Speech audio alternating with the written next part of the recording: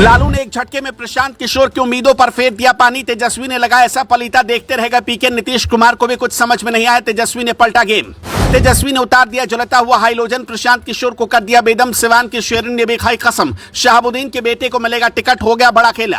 तेजस्वी ने पूरे बिहार को हिला दिया, 24 घंटे में ही पलट दी पूरी राजनीति। मोदी और अमित शाह भी होंगे हैरान। तेजस्वी ने पूरी बीजेपी को बुरी तरह कर दिया परेशान। बिहार की राजनीति में अगर कोई सबसे तगड़ा उलटफेर करने का दम रखता है तो लालू यादव है। लालू यादव 76 साल की उम्र में जिस तरह से एक्टिव हो गए, बीजेपी को लगातार झटके पर झटके दे रहे, वो बीजेपी पर हमले बोल रहे हैं, मोदी को भी नहीं छोड़ रहे। लेकिन अब इसी बीच कैसे प्रशांत किशोर के साथ में नीतीश कुमार और बीजेपी को तेजस्वी यादव और लालू यादव ने मिलकर सबसे ज्यादा मुश्किल में डालने का काम किया, उसके बारे में आपको बताते हैं। बिहार की राजनीति में एक दौर हुआ करता था जब मुसलमानों का दबदबा कायम हुआ करता था। लालू यादव और शहाबुद्दीन के बीच कैसे रिश्ते हुआ करते थे पूरी दुनिया जानती है। इसके अलावा तस्लीमुद्दीन से भी लालू के गजब के रिश्ते थे। इन दोनों नेताओं की बदौलत लालू को मुस्लिम वोट बैंक पर अच्छी खासी पकड़ मिली। इन दोनों नेताओं के जरिए लालू अपने अमवाई समीकरण में से एम को मैनेज करते थे। शहाबुद्दीन को लालू प्रसाद यादव ने आरजेडी का राष्ट्रीय उपाध्यक्ष बनाया था। दोनों नेताओं की राय से ही लालू प्रसाद मुसलमानों को टिकट देते थे।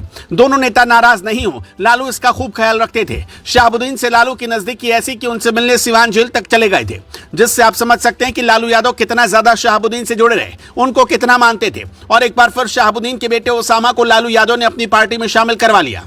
आपको तो पता ही कि शहाबुद्दीन के निधन के बाद दोनों परिवारों के बीच रिश्ते थोड़े से खराब हुए थे। 2024 में शहाबुद्दीन की पत्नी को टिकट नहीं मिला, वो निर्दलीय चुनाव में उतरी थी, लेकिन इसका नुकसान लालू यादव को उठाना पड़ा। और माना जा रहा है कि जिस तरीके से मुस्लिम तेजस्वी की पार्टी से इधर उधर जा रहे हैं, उसको देखते हुए अब लालू यादव ने नया फॉर्मूला तैयार किया है और मुस्लिम यादव वोट बैंक को इधर उधर ना जाने के लिए ओसामा और उनकी मां को पार्टी में शामिल करवा लिया। इतना ही नहीं, लालू प्रसाद को जनसुराज से भी खतरा है। पहले ही प्रशांत किशोर कह चुके कि वो 40 मुसलमानों को विधानसभा चुनाव में टिकट देंगे। मतलब मुसलमानों को साधने का उनका पूरा प्लान तैयार है, जिसको लालू यादव को काटना भी है। अगर प्रशांत किशोर 40 मुसलमानों को 2025 के विधानसभा चुनाव में टिकट देंगे तो उसका सीधा नुकसान लालू यादव की पार्टी को उठाना पड़ सकता है। प्रशांत किशोर सिवान में भी सियासी खिचड़ी पका रहे हैं। राजनीतिक गलियारे में इसकी खूब चर्चा है कि प्रशांत किशोर हिना साहब को विधानसभा चुनाव के लिए अपनी तरफ करने की तैयारी में थे, लेकिन उससे पहले ही लालू प्रसाद यादव ने खेल कर दिया। लेकिन खेल केवल एक जगह पर नहीं हुआ। आपकी जानकारी के लिए बताया कि आरजेडी को ताकतवर बनाने के लिए ओवैसी की पार्टी एआईएमआईएम के 5 में से 4 विधायकों को तोड़कर पार्टी पहले ही अपनी तरफ ला चुकी है। अब शहाबुद्दीन के बेटे ओसामा को उनके क्षेत्र रघुनाथपुर से चुनाव लड़ाने की तैयारी तेज हो गई।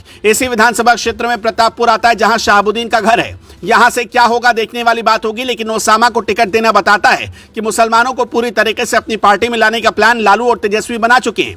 एक छोर से लालू यादव बल्लेबाजी कर रहे हैं तो दूसरे छोर से तेजस्वी जबरदस्त यॉर्कर मारने का काम कर रहे हैं। दरअसल कटिहार के बरारी प्रखंड से कई जनसुराज और जेडीयू नेताओं को तेजस्वी ने अपने पाले में कर लिया। अब देखना होगा कि आगे क्या क्या खेल उनकी तरफ से होगा। दोस्तों, आपको क्या लगता है, क्या 2025 में तेजस्वी मुख्यमंत्री बन पाएंगे? अपनी राय हमें बताएं।